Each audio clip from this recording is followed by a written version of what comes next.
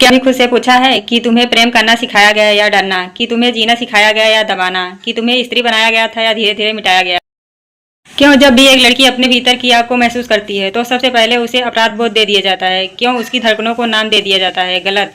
क्यों उसकी इच्छा को कहा जाता है पाप? और सबसे खतरनाक सवाल, क्या सच में प्रेम इतना दुर्लभ है या हमने उसे जीने से पहले ही मार डाला? तुम्हें बताया गया कि प्रेम त्याग है, लेकिन कभी बताया गया कि प्रेम ऊर्जा है। तुम्हें सिखाया गया कि अच्छा होना मतलब सहना, लेकिन कभी सिखाया गया कि अच्छा होना मतलब जागना। एक लड़की जब पैदा होती है तो उसके भीतर कोई कमी नहीं होती, वह पूरी होती है, लेकिन धीरे धीरे उसे सिखाया जाता है कि चुप रहो, सहन करो, झुको, क्योंकि अच्छी लड़की वही है जो ज्यादा सवाल ना पूछे। और सबसे बड़ा झूठ यह है कि प्रेम त्याग से पैदा होता है, नहीं, प्रेम दबाने से नहीं, प्रेम स्वीकार से पैदा होता है। जिस दिन एक लड़की अपनी इच्छा से डरने लगती है उसी दिन उसके भीतर का प्रेम सिकुड़ने लगता है, क्योंकि प्रेम किसी बाहर की चीज से नहीं आता, प्रेम तुम्हारे भीतर से उठता है, ठीक उसी जगह से जहाँ तुम्हारी चाहतें उठती है, जहाँ तुम्हारी कामना उठती है, जहाँ तुम्हारी जीवंता सांस लेती है।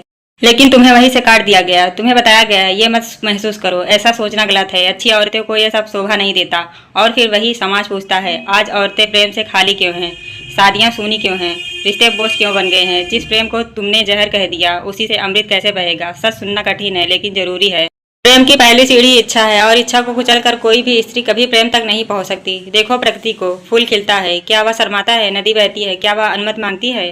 मोर नाचता है, क्या वह पाप करता है? सिर्फ इंसान की स्त्री को अपनी ही प्रकृति से लड़ना सिखाया गया और फिर कहा गया संघर्ष मत करो, शांत रहो। यह कैसा मजाक है जिससे तुम लड़ रही हो? वह कोई दुश्मन नहीं, वह तुम्हारी ही शक्ति है।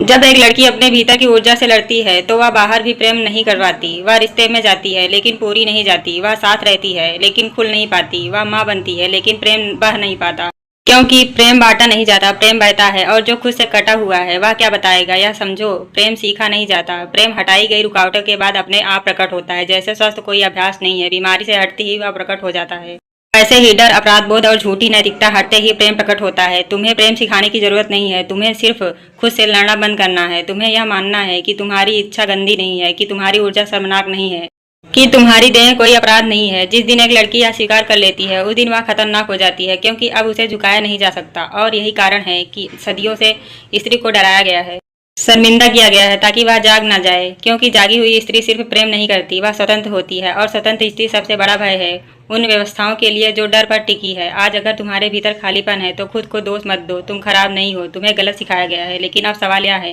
क्या तुम उसी गलत शिक्षा के साथ आगे भी जीना चाहती हो, या अब तुम अपने भीतर की गंगा के बांध तोड़ना चाहती हो? क्योंकि प्रेम बाहर नहीं मिलेगा, ना किसी पुरुष में, ना किसी रिश्ते में, ना किसी शादी में। प्रेम वही मिलेगा जहां तुमने सबसे पहले खुद को छोड़ा था। और जिस दिन तुमने खुद को वापस चुन लिया उस दिन प्रेम अपने आप तुम्हारे जीवन में उतर आएगा।